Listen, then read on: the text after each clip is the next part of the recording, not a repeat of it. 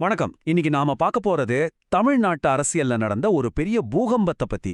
அந்த பூகம்பத்துக்கு பின்னாடி ஒளிஞ்சிருக்கிற ஒரு பவர் கேம். அதுதான் நாம இப்ப அலச போறோம். சரி, வாங்க விஷயத்துக்குள்ள போலாம். Date March 28, 2026.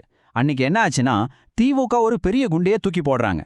வருஷக்கணக்கா கட்சிக்காக உழைச்சு இவங்கள அசைக்கவே முடியாதுன்னு நினைச்ச பல சீனியர் தலைவர்களுக்கு சாரி, உங்களுக்கு இந்த தடவை சீட்டு இல்லைன்னு சொல்லிட்டாங்க. இது எல்லாருக்கும் ஒரே ஒரு கேள்வியை தான் எழுப்புச்சு. பல வருஷமா விசுவாசமா இருந்தவங்கள, கட்சியோட தூண்கள்னு சொன்னவங்கள ஒரே நைட்ல எப்படிங்க ஓரங்கட்ட முடியும்? இத புரிஞ்சுக்கணும்னா நமக்கு ஒரு மேப் வேணும். அந்த கட்சியோட பவர் சென்டர் எப்படி வேலை செய்யுதுங்கிற ஒரு சீக்ரெட் மேப். இந்த அரசியல் புதிரையை நாம 5 பாகமா பிரிச்சு பார்க்க போறோம். முதல்ல அந்த அதிர்வலை என்னன்னு பார்ப்போம். அப்புறம் அந்த 3 அதிகார வட்டங்கள், அதுல இருக்கிற சில முக்கிய முகங்கள், எழுதப்படாத விதிகள், கடைசியா இறுதி தேர்வு என்னங்கறத பத்தி பார்க்கலாம். இதுக்கான பதில் ரொம்ப சிம்பிளான ஆனா ரொம்பவே பவர்ஃபுல்லான ஒரு மாடல்ல ஒளிஞ்சிருக்கு. அதுதான் அந்த 3 அதிகார வட்டங்கள். இதுதாங்க ஒரு கட்சியில ஒவ்வொரு தலைவரோட இடத்தையும் அவங்களோட ஃபியூச்சரையும் முடிவு பண்ணது. ஃபர்ஸ்ட் அந்த ரெட் சர்க்கிள். இத கட்சியின் மையப்புள்ளினே சொல்லலாம். இங்க தான் கட்சியின் முதல் குடும்பம் இருக்கு. அவங்களோட இடம் பெர்மனன்ட். அதை யாரும் கேள்வியே கேட்க முடியாது. ஏன்னா அவங்க தான் கட்சி, கட்சி தான் அவங்க. சிம்பிள். அடுத்து எல்லோ சர்க்கிள். இவங்க தான் கட்சியோட இன்ஸ்டிடியூஷனல் பில்லர்ஸ். இவங்களுக்கு பவர் அதிகம்தான், ஆனா ஒரு கண்டிஷன். அமைச்சர்கள், மாவட்ட செயலாளர்கள்னு எல்லாரும் இதுல தான் வருவாங்க. முதல் வட்டத்துக்கு விசுவாசமா இருக்கணும், ஜெயிக்க வைக்கணும், அது வரைக்கும் தான் இவங்களுக்கு பவர். கடைசியா ஆரஞ்ச் சர்க்கிள். இது ஒரு மாதிரி டிரான்சாக்ஷனல் லேயர். அதாவது இங்க இருக்கிறவங்களோட விசுவாசங்கிறது ஒரு டீல் மாதிரி. பவர், பதவி, இந்த மாதிரி பெனிஃபிட்ஸ் கிடைக்கிற வரைக்கும் தான் கட்சியில இருப்பாங்க. பெனிஃபிட் இல்லனா அதுதான் இங்க $1,000,000 கேள்வி. அதனால தான் இந்த சர்க்கிள் எப்பவுமே ரொம்ப அன்ஸ்டேபிளா இருக்கும். சரி, தியரியெல்லாம் பேசிட்டோம். இப்ப ரியல் லைஃப்ல என்ன நடந்துச்சுன்னு பார்க்கலாமா? மார்ச் 28ஆம் தேதி இந்த வெளிவட்டத்துல இருந்த 3 பவர்ஃபுல் லீடர்ஸ்க்கு என்ன ஆச்சுன்னு இப்ப நாம பார்க்கலாம். முதல்ல பொன்முடி. நினைச்சு பாருங்க, 30 வருஷத்துக்கும் மேல கட்சியில இருக்காரு. விழுப்புரத்துல ஒரு அசைக்க முடியாத சக்தி. எத்தனையோ ஏற்ற இறக்கங்களை பார்த்தவர். ஆனா கடைசியில அவருக்கு சீட் இல்ல. இது சும்மா சாதாரண விஷயம் இல்ல. இது அந்த ஆரஞ்ச் சர்க்கிள்ல இருக்கிற மத்த தலைவர்களுக்கு அடிக்கப்பட்ட ஒரு பெரிய வார்னிங் பெல். அடுத்து மனோ தங்கராஜ், கன்னியாகுமரி மாவட்டத்தோட ஒரு முகமாவே கேபினெட்ல இருந்தவர். அவருக்கு சீட்டு மறுத்ததுங்கிறது அவரோட தனிப்பட்ட இழப்பு மட்டும் இல்ல, அது ஒரு சிம்பாலிக் மூவ். அவரை நீக்கினது மூலமா அந்த பகுதி மக்களுக்கும் ஒரு மெசேஜ் போகுது, உங்க ரெப்ரசன்டேஷன் எங்க கையில தான் இருக்குன்னு சொல்ற மாதிரி. கடைசியா ஜே கருணாநிதி. இவர் மத்தவங்க மாதிரி அமைதியா போகல. தனக்கு சீட்டு இல்லன்னதும் தன்னோட எதிர்ப்பை காட்ட கட்சி பதவியையே ராஜினாமா பண்ணிட்டாரு. இது நாம அடுத்து பார்க்க போற வாய்ஸ், அதாவது குரல்ங்கிற கான்செப்டுக்கு ஒரு பெர்ஃபெக்ட் எக்ஸாம்பிள். சோ இங்க நாம புரிஞ்சுக்க வேண்டிய முக்கியமான விஷயம் என்னன்னா, இதெல்லாம் திடீர்னு நடக்கிற விஷயங்கள் கிடையாது. பெரிய ஆர்கனைசேஷன்ஸ் எப்படி வேலை செய்யும்னு சில யூனிவர்சல் ரூல்ஸ் இருக்கு. அதனோட அடிப்படையில பார்த்தா இதெல்லாம் ரொம்பவே கணிக்கக்கூடிய விஷயங்கள் தான். இது எல்லா இடத்துலயும் நடக்கிறது தாங்க. ஒரு சின்ன ஸ்கூல் ஆகட்டும், இல்ல ஒரு பெரிய கம்பெனி ஆகட்டும், எந்த ஒரு அமைப்பை எடுத்துக்கிட்டாலும் போக போக பவருங்கிறது ஒரு சிலரோட கைக்குள்ள மட்டும்தான் போய் சேரும். இதை தான் political scientist Robert Michels iron law of oligarchy, அதாவது சிலராட்சியின் இரும்பு விதின்னு சொல்றாரு. திமுகவோட வரலாற்றையே பாருங்களேன், இது ரொம்ப தெளிவா புரியும். அண்ணாதுரை காலத்துல தொண்டர்களை மையமா வச்சிருந்த கட்சி, அதுக்கப்புறம் கருணாநிதி, ஸ்டாலின்னு ஒவ்வொரு தலைமுறையிலையும் அந்த பவர் சென்டர் இன்னும் சின்னதாவும் இன்னும் டைட்டாவும் மாறிட்டே வந்திருக்கு. இதனால என்ன ஆகுது, நிறைய தலைவர்கள் அந்த அன்ஸ்டேபிளான ஆரஞ்சு வட்டத்துக்கு தள்ளப்படுறாங்க. சரி, இப்போ ஒரு நிமிஷம். நீங்க தான் அந்த ஆரஞ்ச் சர்க்கிள்ல இருக்கிற ஒரு லீடர்னு கற்பனை பண்ணிக்கோங்க. உங்களுக்கு திடீர்னு சீட் இல்லைன்னு சொல்லிட்டாங்க. நீங்க என்ன பண்ணுவீங்க? எகானமிஸ்ட் ஆல்பர்ட் ஹிர்ஷ்மன் சொல்றபடி பார்த்தா உங்க முன்னாடி 3 சாய்ஸஸ் தான் இருக்கு. இந்த 3 வழிகளையும் நம்ம ரியல் லைஃப் எக்ஸாம்பிள்ஸோட கனெக்ட் பண்ணி பார்க்கலாம். ஜே கருணாநிதி தன்னோட எதிர்ப்பை ராஜினாமா மூலமா காட்டினது, அது வாய்ஸ். சிலர் கூட்டணியை விட்டு வெளியே போனது, அது எக்ஸிட். இன்னும் பல சீனியர்கள் ஃபியூச்சர்ல ஏதாவது நல்லது நடக்கும்னு நம்பிக்கையோட அமைதியா இருக்காங்களே, அது லாயாலிட்டி, அதாவது விசுவாசம். இது நம்மள மறுபடியும் அந்த ஆரஞ்ச் சர்க்கிளோட எட்ஜ்ல நிக்கிற தலைவர்கள்கிட்டயே கொண்டு வந்து நிறுத்துது. அவங்க இப்போ அவங்களோட பொலிட்டிக்கல் கரியர்லயே ரொம்ப கஷ்டமான, ரொம்ப முக்கியமான ஒரு முடிவு எடுக்க வேண்டிய இடத்துல இருக்காங்க. உங்க பவருக்கு கேரண்டியா இருந்த அந்த டீல் திடீர்னு கேன்சல் ஆனா நீங்க என்ன பண்ணுவீங்க? வெளியேறுவீங்களா, இல்ல எதிர்த்து குரல் கொடுப்பீங்களா, இல்ல விசுவாசமா காத்திருப்பீங்களா? பாருங்க, ஒவ்வொரு வழியிலயும் பெரிய ரிஸ்க்கும் இருக்கு, பெரிய ரிவார்டும் இருக்கு. அவங்களோட அடுத்த ஸ்டெப் என்னவா இருக்கும்? ஒருவேளை அந்த ஸ்டெப் திமுகவோட ஃபியூச்சரையே மாத்தி எழுதலாம். இத பத்தி நீங்க என்ன நினைக்கிறீங்க? வணக்கம். இன்னைக்கு நாம ஒரு சுவாரஸ்யமான விஷயத்தை பத்தி பார்க்க போறோம். திமுக தன்னோட கட்சிக்குள்ள இருக்கிற சக்தி வாய்ந்த தலைவர்களை எப்படி கட்டுக்குள்ள வச்சிருக்காங்க, அவங்க பயன்படுத்துற அந்த கட்டுப்பாட்டு இயந்திரம் என்னன்னு வாங்க விரிவாக பாப்போம். அரசியல்ல இது ஒரு பெரிய சவால்னே சொல்லலாம். அதாவது லட்சியத்தோட இருக்கிற தலைவர்களை சமாளிக்கிறது, அப்புறம் கட்சியை உடைக்கக்கூடிய அளவுக்கு வர்ற கருத்து வேறுபாடுகளை தடுக்கிறது. இந்த விஷயத்தை திமுக எப்படி கையாளுது?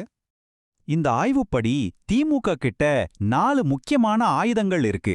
முதல்ல பதவி சலுகைன்னு சொல்ற கேரட், அப்புறம் சட்டம் மற்றும் டிஜிட்டல் அழுத்தம்னு சொல்ற தடி, கடைசியா கொள்கைன்னு ஒரு கண்ணுக்கு தெரியாத சுவர். வாங்க இது ஒவ்வொன்றையும் கொஞ்சம் விளக்கமா பார்க்கலாம். சரி, முதல்ல ரொம்பவே சக்தி வாய்ந்த ஒரு ஆயுதத்திலிருந்து ஆரம்பிக்கலாம். அதுதான் பதவி மற்றும் சலுகை. சிம்பிளா சொல்லணும்னா, விசுவாசமா இருக்கிறவங்களுக்கு பதவிகள், செல்வாக்குன்னு வெகுமதிகளை கொடுத்து அவங்கள நம்ம கூடவே வச்சுக்கிறது. இதுக்கு கமலஹாசன் விஷயம் ஒரு அருமையான உதாரணம். இந்த டைம்லைனை பாருங்களேன். ஒரே ஒரு ராஜ்யசபா சீட்டுங்கிற ஒரு சின்ன முதலீட்டு 2026 சட்டமன்ற தேர்தல் வரைக்கும் கமலஹாசன் கட்சியோட விசுவாசத்தை எப்படி பூட்டி வச்சிருக்கு பாருங்க. அப்போ இதிலிருந்து என்ன தெரியுது? ரொம்ப குறைவான முதலீட்டுல ஒரு மிகப்பெரிய விசுவாசத்தை வாங்க முடியுது. இது திமுகவோட கட்டுப்பாட்டு இயந்திரத்துக்கு கிடைச்ச ஒரு தெளிவான வெற்றினே சொல்லலாம். ஓகே, கேரட் பத்தி பார்த்தாச்சு. இப்போ தடிய பத்தி பார்க்கலாம். அதாவது சட்ட மற்றும் டிஜிட்டல் அழுத்தம். இது விசுவாசத்துக்கான பரிசில்ல, கட்டுமீறலுக்கான தண்டனை. ஒரு பக்கம் கோர்ட் கேஸ்களை வச்சு தலைவர்களை கட்டுப்பாட்டுல வைக்கிறாங்க, இன்னொரு பக்கம் டிஜிட்டல் கண்காணிப்பு மூலமா எதிரிகளோட அடுத்த மூவ் என்னன்னு முன்கூட்டியே தெரிஞ்சுக்கிறாங்க. ஆக இந்த அழுத்தம் ஒரு தடுப்பு ஆயுதமா ரொம்ப சக்தி வாய்ந்ததுதான். ஆனா இதுல சில சட்ட சிக்கல்கள், பொதுவான கருத்துகள்னு பல சவால்களும் இருக்கு. இதனால இதோட முடிவு ஒரு கலவையான ஒண்ணுதான். இப்போ 4வது ஆயுதத்துக்கு வருவோம். இது ரொம்பவே நுட்பமானது. கொள்கை சுவர். இது பரிசு, தண்டனை, இது எல்லாம் தாண்டின ஒரு விஷயம். ஒருத்தரோட அரசியல் அடையாளத்தையே கேள்வி கேட்கறது. அதாவது கட்சியை விட்டுட்டு போனா அவரை ஒரு துரோகி மாதிரி உணர வைக்கிறது தான் இந்த ஆயுதத்தோட வேலை. இதுல சுவாரஸ்யமான விஷயம் என்னன்னா, இந்த கொள்கை சுவர் எதிராளி யாருங்கிறத பொறுத்து தான் வேலை செய்யுது. உதாரணத்துக்கு, பாஜக அதிமுக கூட்டணிக்கு போறவங்கள திராவிட கொள்கைகளுக்கு துரோகம் செஞ்சதா ரொம்ப சுலபமா சித்தரிக்க முடியுது. ஆனா தவகாவுக்கு போறவங்கள அப்படி சொல்ல முடியுமா?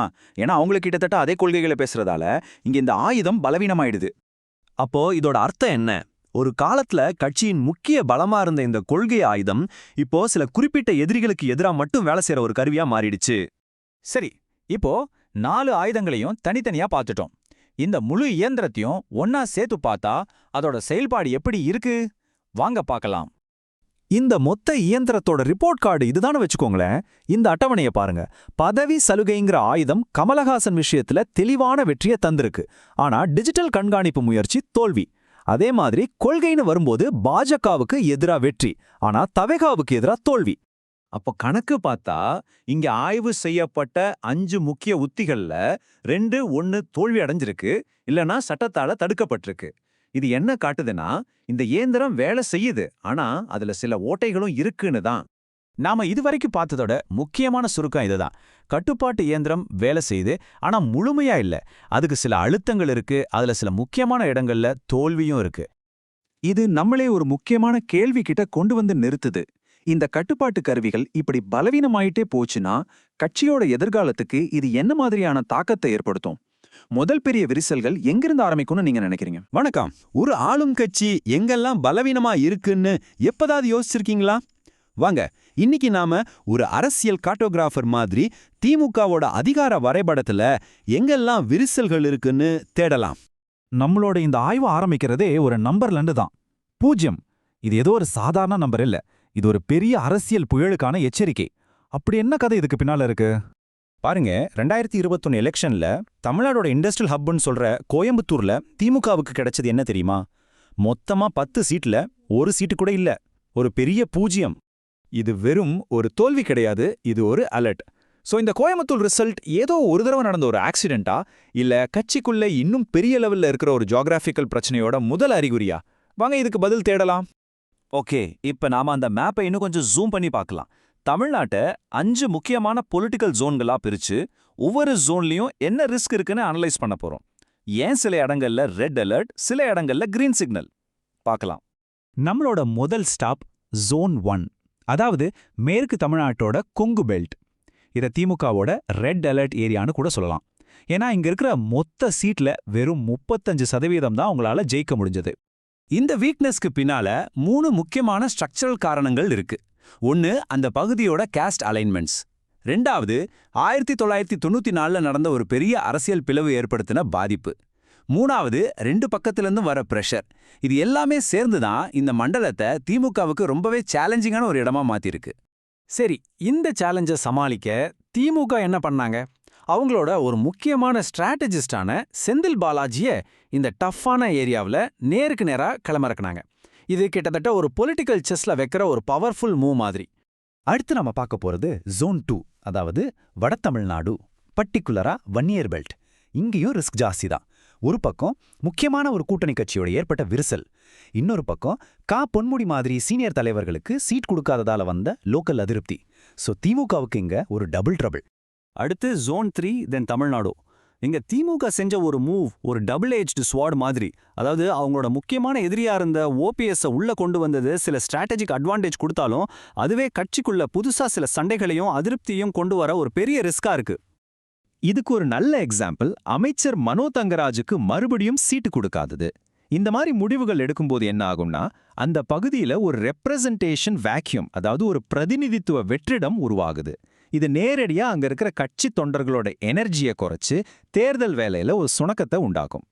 ஆனா எல்லா இடமும் ஆபத்துன்னு சொல்லிட முடியாது. ஜோன் 4, அதாவது நம்ம டெல்டா பகுதி, திமுகவோட ஒரு எஃகுக்கு கோட்டனே சொல்லலாம்.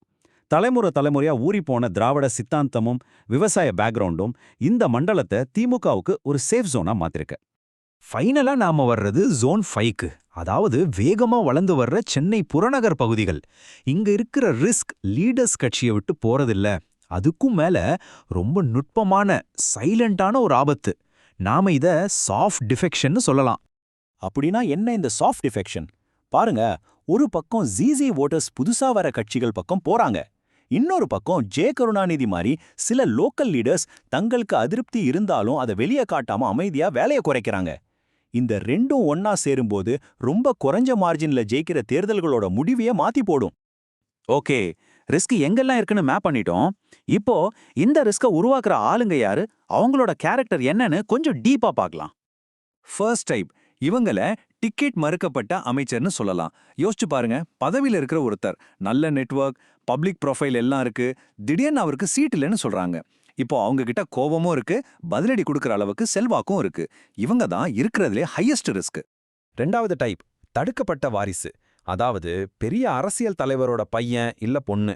கட்சிக்குள்ள இருக்கிற வாரிசு வரிசையால தங்களால ஒரு லெவலுக்கு மேல போக முடியலன்னு அவங்க ஃபீல் பண்ணும்போது வேற கட்சிக்கு போறதே ஒரு நல்ல ஆப்ஷனா தெரிய ஆரம்பிக்கும். மூணாவது டைப், அதிருப்தி அடைஞ்ச கூட்டணி பார்ட்னர். சீட் ஷேரிங் பேச்சுவார்த்தையில தங்களை மதிக்கல இல்ல கேட்டது கிடைக்கலன்னு நினைக்கிற சின்ன கட்சிகளோட தலைவர்கள். வேற எங்கேயாவது ஒரு பெட்டர் டீல் கிடைச்சா ஈஸியா ஜம்ப் பண்ண ரெடியா இருப்பாங்க. நாலாவது, கடைசி வகை, இவங்கள டிஸ்ரப்டட் புரோக்கர்னு சொல்லலாம். இவங்களுக்கு கொள்கை சித்தாந்தம் எல்லாம் ரெண்டாம் பட்சம்தான். பிசினஸ், கான்ட்ராக்ட்ஸ், லோக்கல் பவர் இதுதான் முக்கியம்.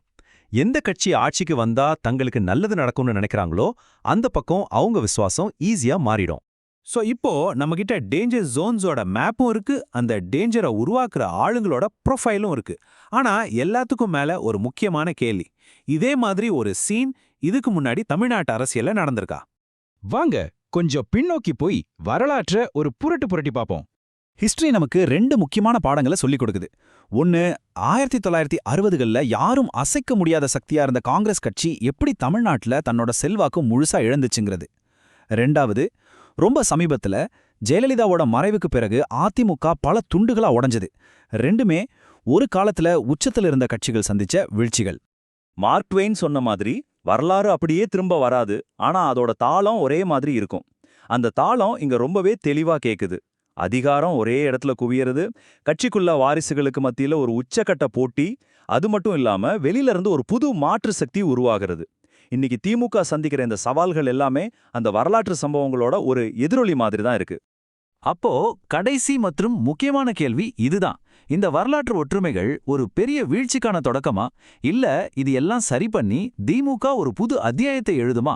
திமுகவோட எதிர்காலத்தை வரலாறு தீர்மானிக்க போகுதா, இல்ல அவங்களே எழுத போறாங்களாங்கிறதுக்கு காலம்தான் பதில் சொல்லணும். ஒரு தலைவரோட மரணம் ஒரு கட்சியோட எதிர்காலத்தையே தீர்மானிக்க முடியுமா?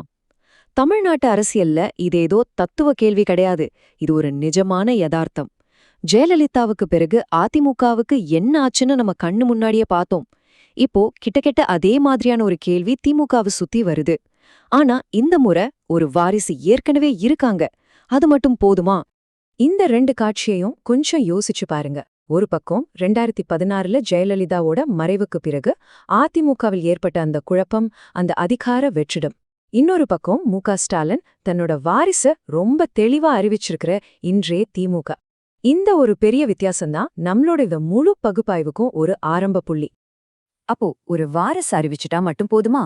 இல்ல, இதுக்குள்ள வேற ஏதாவது ஆழமான பிரச்சனைகள் மறைஞ்சிருக்கா? வாங்க இத பத்தி கொஞ்சம் ஆழமா பார்க்கலாம். நம்ம போன பகுதிகள்ல என்ன பார்த்தோன்னு ஒரு சின்ன ரீகேப் பண்ணிரலாம். திமுகவோட உள்ளரசியல் சவால்கள், அவங்களோட அதிகார வட்டங்கள், கட்டுப்பாட்டு கருவிகள், அப்புறம் பலவீனமான பகுதிகள்னு எல்லாத்தையும் பார்த்தோம். இப்போ இந்த உள்ளழுத்தங்களை எல்லாம் நம்ம வரலாறுங்கிற ஒரு கண்ணாடி வழியா பார்க்க போறோம். அதுவும் ஒண்ணில்ல, 3 முக்கியமான கண்ணாடிகள் வழியா. நம்ம பார்க்க போற முதல் கண்ணாடி அதிமுக. அதாவது ஒரு கட்சி எப்படி தன்னோட உச்சியிலிருந்தே செறிஞ்சு சிதறி போகுதுங்கிறதுக்கு ஒரு சோகமான ஆனா ரொம்ப முக்கியமான எச்சரிக்கை கதை இது. இந்த டைம் லைனை கொஞ்சம் கவனிச்சு பாருங்க. எவ்வளவு வேகமா எல்லாம் நடந்திருக்குன்னு. இது வெறும் 10 வருஷ கதை தான். தமிழ்நாட்டை பல முறை ஆண்ட ஒரு பெரிய கட்சி, அதோட ஒற்றை தலைமை போன சில வருஷங்களையே எப்படி சிதறி போச்சுன்னு இது காட்டுது. ஜெயலலிதாவோட மறைவு வெறும் ஒரு தொடக்க புள்ளிதான். உண்மையான பிரச்சனை ரொம்ப ஆழமா இருந்திருக்கு. அதிமுகவோட இந்த சரிவுக்கு காரணம் இந்த ஒரே ஒரு வார்த்தை தான்: மையப்படுத்தப்பட்ட அதிகாரம். சிம்பிளா சொல்லணும்னா, கட்சியோட கொள்கை, அதிகாரம், பணம்னு எல்லாமே ஒரே ஒரு நபரை சார்ந்து இருக்கிறது. அவங்க இல்லைன்னா கட்சியும் இல்ல. அந்த ஒரே ஒரு அச்சாணி உடைஞ்சதும் வண்டி மொத்தமா செறிஞ்சிடுச்சு. அதுதான் அதிமுகவுக்கு நடந்தது. சோ இதிலிருந்து நம்ம கத்துக்க வேண்டிய பாடம் ரொம்ப சிம்பிள். அந்த ஒரு பெரிய தலைவர் போனதும் ஒரு வெற்றிடம் உருவாகுது. அப்போ கட்சிக்குள்ள இருக்கிற சின்ன சின்ன பவர் சென்டர்ஸ் எல்லாம் தங்களுக்குள்ள சண்டை போட ஆரம்பிக்குது. இதோட முடிவு பிளவு, சிதைவு இதுதான் நடந்திருக்கு. இப்ப நம்மளோட 2வது கண்ணாடிக்கு வருவோம். இது அதிமுக மாதிரி திடீர்னு நடந்த சரிவு கிடையாது. இது ரொம்ப மெதுவா பல 10 வருஷங்களா நடந்த ஒரு சிதைவோட கதை. தமிழ்நாட்டுல காங்கிரஸ் கட்சியோட கதை. இந்த நம்பர்ஸ் ஒரு சோக கதைய சொல்லுது பாருங்க. 1967க்கு முன்னாடி வரைக்கும் காங்கிரஸ் தமிழ்நாட்டோட அசைக்க முடியாத சக்தி. ஆனா 1967ல டிஎம்கே கிட்ட ஆட்சியை இழந்ததுக்கு அப்புறம் அவங்களால திரும்ப வரவே முடியல. எப்படி ஒரு பெரிய கட்சி மெதுவா ஆனா உறுதியா தன்னோட செல்வாக்கை இழந்துச்சுன்னு இந்த சார்ட் ரொம்ப தெளிவா காட்டுது. அரசியல் வல்லுநர்கள் சொல்றாங்க, ஒரு பெரிய கட்சி வீழ்ச்சி அடைறதுக்கு பொதுவா இந்த 6 கட்டங்கள் இருக்குன்னு. முதல்ல, கட்சிக்குள்ள இருக்கிற தலைவர்களுக்குள்ள போட்டி அதிகமாகும். அப்போ அவங்களுக்கு ஒரு புது மாற்று கட்சி உருவாகும். அப்புறம் முக்கியமான தலைவர்கள் ஒருத்தரா வெளியேற ஆரம்பிப்பாங்க. ஒரு தேர்தல் தோல்வி வந்தா பணப்பட்டுவாடா நிக்கும். அப்புறம் கட்சியின் கட்டமைப்பே பலவீனமாகி கடைசியில சரிஞ்சிடும். இப்ப இந்த வரலாற்று மாடலை இன்னைக்கு இருக்கிற திமுகவோட சூழ்நிலையோட பொருத்தி பாருங்க. இதுதான் ரொம்ப ரொம்ப முக்கியமான பாயிண்ட். திமுக இப்போ இந்த முதல் 2 கட்டங்கள்ல இருக்கு. கட்சிக்குள்ள அடுத்த தலைமுறைக்கான போட்டி தீவிரமாகிட்டு வருது. அதே நேரத்துல திமுக மேல அதிருப்தியில இருக்கிறவங்களுக்கு தவக ஒரு நல்ல மாற்று வாய்ப்பா தெரியுது. இப்போ கேள்வி என்னன்னா, திமுக இந்த 2 கட்டங்களோட நின்றுடுமா, இல்ல அடுத்தடுத்த கட்டங்களுக்கு நகர போகுதா? சரி, 2 எச்சரிக்கையான கதைகளை பார்த்துட்டோம். இப்போ 3வதா ஒரு கண்ணாடி. இது ஒரு சர்வைவல் ஸ்டோரி, அதாவது தப்பி பிழைத்த கதை.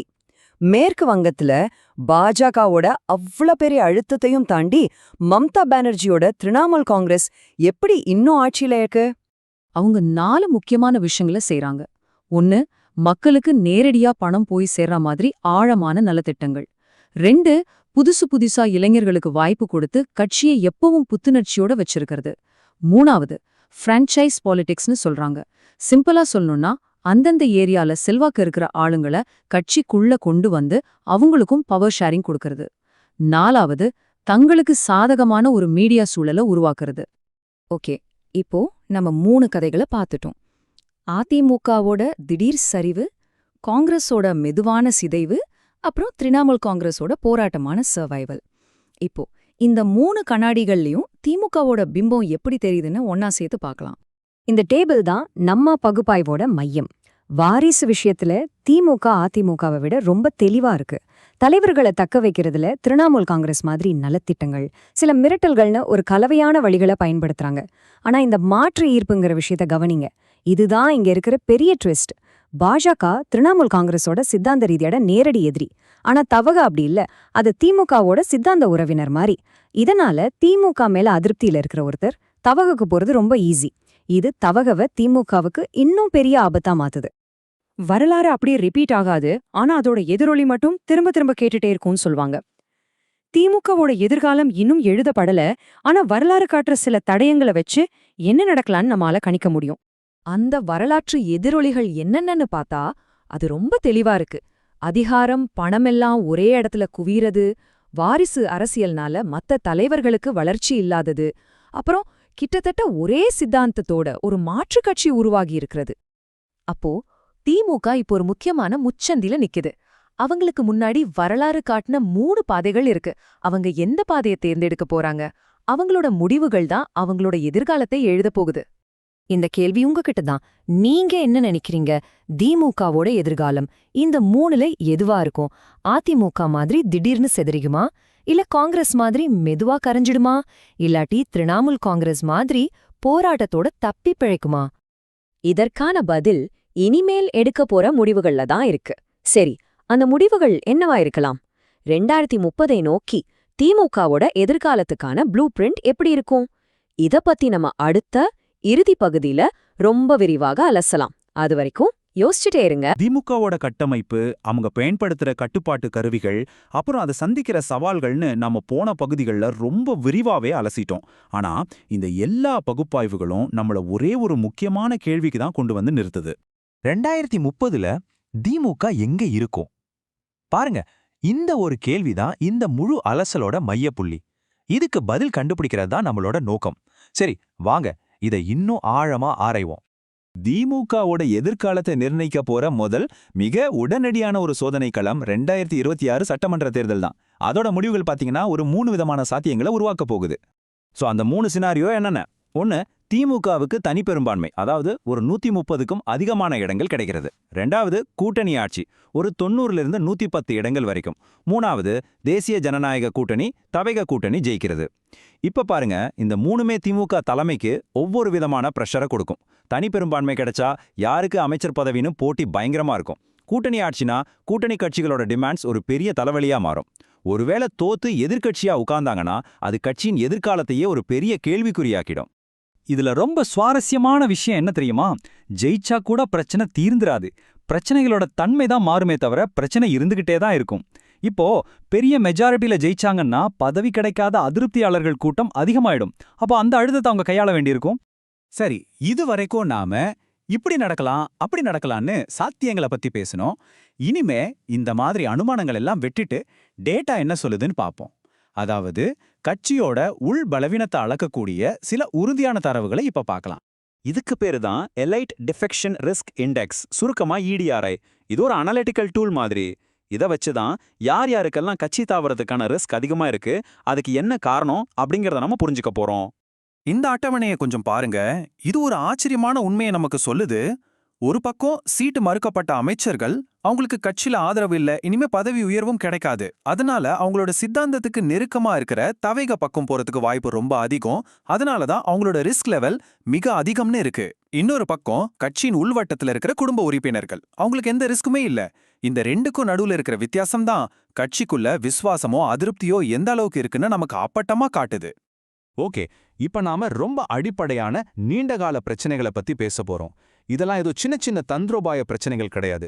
இது கட்சியின் அஸ்திவாரத்திலேயே, அதோட கட்டிடக்கலையிலேயே இருக்கிற பிரச்சனைகள். அப்படியான 3 கட்டமைப்பு விரிசல்கள் என்னென்னு ஒன்னொன்னா பார்க்கலாம். முதல்ல, வாரிசு அரசியல் உச்ச வரம்பு. அதாவது உதயநிதி தான் அடுத்த தலைவர்னு கிட்டத்தட்ட முடிவானதும் குடும்பத்துல இல்லாத மத்த லட்சியவாதிகளுக்கு அது ஒரு நிரந்தர தடையா மாறிடுது. 2வது, தவைக ஒரு ஆப்ஷனா இருக்கிறது. முதன்முறையா திமுகவோட அதே சித்தாந்தத்துல ஒரு மாற்று கட்சி இருக்கு. அதனால அதிருப்தியாளர்கள் கட்சி மாறினா கூட அது ஒரு பெரிய சித்தாந்த துரோகமா பார்க்கப்படாது. 3வது, கண்காணிப்புக்கான சட்ட வரம்பு. நீதிமன்றங்களோட தீர்ப்புகள் கட்சி தன்னோட தலைவர்களையே கண்காணிக்கிறதுக்கு ஒரு லிமிட்டை போட்டிருக்கு. இது அவங்களோட கட்டுப்பாட்டு கருவியை பலவீனப்படுத்துது. சோ இதுல நாம புரிஞ்சுக்க வேண்டிய முக்கியமான விஷயம் என்னன்னா, இந்த கட்டமைப்பு விரிசல்கள் தானா மறைஞ்சு போகாது. இது ரொம்ப சீரியஸான நிரந்தரமான பிரச்சனைகள். இத சரி செய்ய முடியாது, ஆனா நிர்வகிக்கலாம். சரியா கையாளலன்னா இந்த விரிசல்கள் போக போக இன்னும் பெருசாகி பெரிய பாதிப்பை ஏற்படுத்தும். சரி, நாம இப்போ தேர்தல் சாத்தியங்களை பார்த்தோம், டேட்டா என்ன சொல்லுதுன்னு பார்த்தோம், அப்புறம் கட்டமைப்புல இருக்கிற பிரச்சனைகளையும் அலசிட்டோம். இதெல்லாம் வச்சு பார்க்கும்போது நாம என்ன முடிவுக்கு வரலாம்? வாங்க இறுதி தீர்ப்பு பார்க்கலாம். அப்போ திமுக ஒரு சரிவு புள்ளிக்கு வந்துடுச்சா அப்படின்னு கேட்டா எங்க அலசல் படி இன்னும் இல்ல. ஆனா அந்த புள்ளியை நோக்கி தான் அது நகர்ந்துட்டு இருக்குங்கிறத அதோட கட்டமைப்பு விரிசல்கள் ரொம்ப தெளிவா காட்டுது. அதாவது உடனடியா ஒரு சரிவு இல்லைனாலும் அதற்கான பாதையில தான் கட்சி போயிட்டு இருக்கு. இங்க பாருங்க, தலைவர்கள் கட்சி தாவுவாங்களா இல்லையாங்கிறது பெரிய விஷயம் இல்ல. அது எல்லா பெரிய கட்சியிலயும் நடக்கிற ஒண்ணுதான். ஆனா உண்மையான கேள்வி என்னன்னா, திமுகவால தன்னை தானே புதுப்பிச்சுக்க முடியுமா? அப்படி ஒரு நிறுவனமா தன்னை மாத்திக்கிற திறமை அந்த கட்சிக்கு இருக்கா? இந்த ஒரு கேள்விக்கான பதில்ல தான் திமுகவோட மொத்த எதிர்காலமே அடங்கியிருக்கு.